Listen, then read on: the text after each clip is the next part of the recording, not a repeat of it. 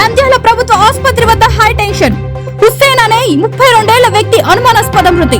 ముచ్చుమరి వాసంతి కేసులో దినేష్ అనే ముద్దాయి మేనమామగా గుర్తింపు. పోలీసుల దెబ్బలకు మృతి చెందాడా లేక ఇతర కారణాలు ఏమైనా ఉన్నాయా అనే కోణంలో దర్యాప్తులో తేలాల్సి ఉంది. ప్రభుత్వ ఆసుపత్రి వద్ద భారీగా చేరుకున్న పోలీసులు. నంద్యాల ప్రభుత్వ ఆసుపత్రికి పోస్ట్ మార్టం నిమిత్తం తీసుకువచ్చిన పోలీసులు.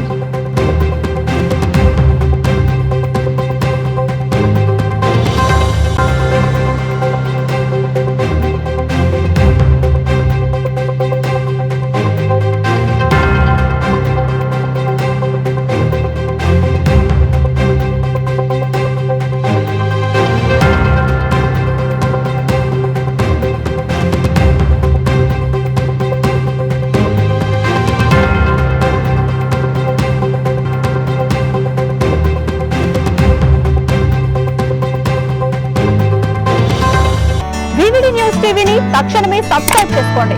నోటిఫికేషన్ కోసం క్లిక్ చేయండి.